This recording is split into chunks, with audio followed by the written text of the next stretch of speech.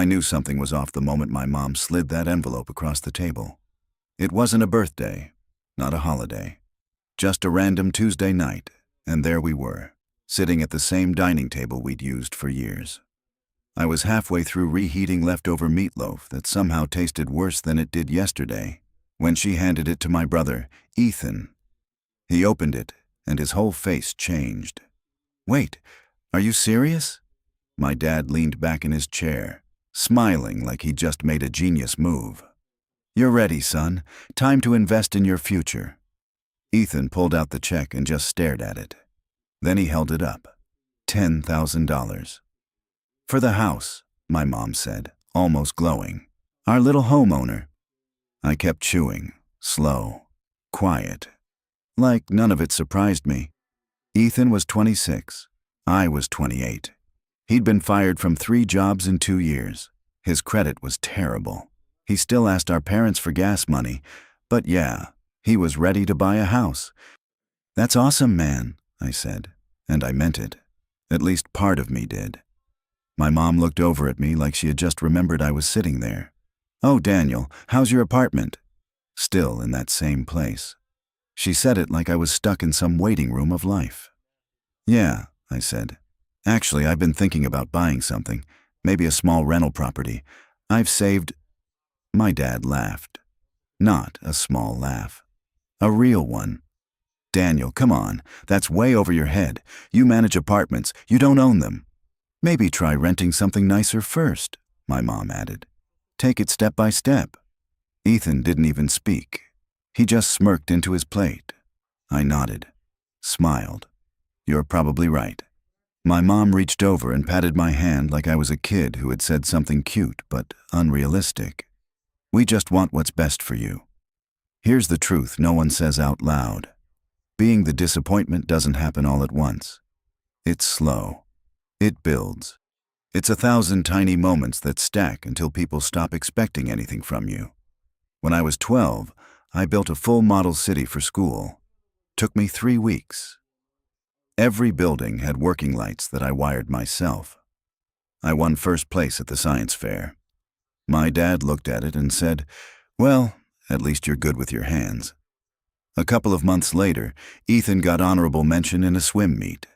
My dad bought him a laptop and took him to Disneyland. I got a pat on the back. My mom used to believe in me. When I was little, she'd sit with me while I drew. She'd tell me I'd build amazing things one day. Then Ethan started winning more, and I became Daniel's doing fine in his own way, which really just means stop expecting anything. That night I drove back to my apartment. 3rd floor, no elevator. $1,150 a month for 520 square feet of what people politely call cozy. You could stand in the middle of the room and almost touch every wall. My neighbors? One guy who played drums at 2 a.m. and a woman named Cheryl who owned 47 ceramic frogs. Every single one had a story, but it was mine. Well, I paid for it every month on time.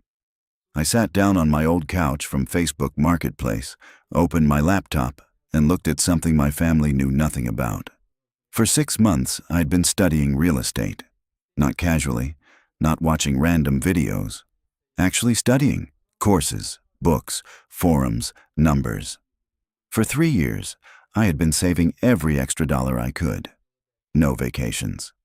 My last trip was sleeping on my friend Tyler's hotel floor because I couldn't afford a room. No new car. My 2008 Honda Civic had 187,000 miles and a check engine light that had basically become permanent. No eating out unless it was cheap and questionable. After all that, I had $22,000 saved. And I had been watching a property. A duplex on the east side. It was ugly, no way around it, peeling paint, overgrown yard. One window boarded up with an old campaign sign, but it was solid. Both units were rented. The numbers worked. I knew them by heart. With $20,000 down, my mortgage would be around $550. The rent coming in, $1,400 combined. After everything, I'd make about $400 a month. And I'd own something real. I had already been pre-approved. The inspection was scheduled. All I had to do was send the offer, But I kept hearing my dad's voice in my head. "That's way over your head." I stared at the screen. Then I said it out loud. "Screw it." I sent the email, full asking price, and I didn't tell anyone. The next 3 weeks felt longer than anything. Paperwork, calls, emails. My loan officer kept asking for more documents, pay stubs, employment proof, explanations for random transactions. At one point, I felt like I had to justify buying coffee 2 years ago. Meanwhile, life stayed the same. Sunday dinners, same conversations. 1 week later, Ethan announced his mortgage approval. "Closing in 3 weeks," he said, passing the green beans. My mom got emotional. "Our boy, a homeowner." My dad raised his drink. "To smart investments." I raised my water. Said nothing. Later that night, my mom pulled me aside. "You seem quiet. Is everything okay?" "Just tired," I said. She nodded. "If you ever want to go back to school, we could help with some of it." Some of it. Ethan got $10,000. I got a maybe. "I'm good, Mom." She squeezed my shoulder. "We just worry about you." At 11:47 p.m., my phone buzzed. Message from my agent. "The appraisal came in at $91,000. You're good to close." I stared at that message for 5 minutes straight. I was actually doing this. I wanted to call someone, but I didn't. Closing day came. I told my boss I had a dentist appointment. I wore my only decent button-down and drove to the title office. Signed everything, page after page. Then they handed me the keys. "Congratulations. You're officially a property owner." I walked out, sat in my car, and just held them. For a moment, I didn't move. Then I called my friend Jake. "I did it," I said. "I bought a property." He went quiet for a second, then exploded. "Dude, that's insane. Did you tell your parents?" "No." "Why not?" "Because they'll make it about Ethan somehow." He paused. "Yeah, that sounds about right." I drove straight to the property. It looked worse in real life than in the photos. Weeds everywhere. Paint falling apart. But it was mine. I knocked on one of the doors. A woman named Mariah opened it. Mid-50s. Warm smile. "You must be Daniel, the new landlord." That word hit differently. "Landlord." "Yeah," I said. "Just wanted to introduce myself." She looked relieved. "The last owner never fixed anything. The sink's been leaking for months." "I'll fix it this weekend," I said. Her face lit up like I'd just solved everything. And right there, standing in that worn-down duplex, I felt something I hadn't felt in a long time. Purpose. That weekend, I learned a few things fast. Fixing a sink is never as easy as it looks. YouTube tutorials lie about time, and fixing something you actually own feels completely different. I spent hours under that sink getting soaked, making mistakes, running back to the store twice. But when it finally worked, Maria clapped. Actually clapped. "You're amazing," she said. I laughed. "No, just stubborn." But inside, it felt different. At my regular job, nothing I did really mattered. Here, it did. I didn't stop after that. A few months later, I bought property number 2. It was worse. Needed a new roof. One unit had a leak so bad it might as well have been an indoor waterfall, but the numbers still worked. So I bought it, fixed it, rented it. Then came property number 3, a small house near a hiking area. This time, I tried something new. Short-term rental. I furnished it cheap. Took photos myself. Listed it online. It got booked in 3 days. By summer, it was making more than both duplexes combined. By the end of the year, I had 4 properties, 11 units total, over $3,000 a month coming in, and my family still thought I was barely getting by. Still thought I was stuck, still thought I needed saving. The truth came out by accident. A reporter found my name in public records. She called me about doing a story.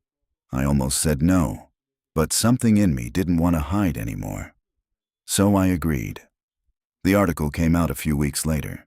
How one 28-year-old built a real estate portfolio without family money. Everything was there. Numbers, properties, my story. That morning my phone exploded. My mom called first.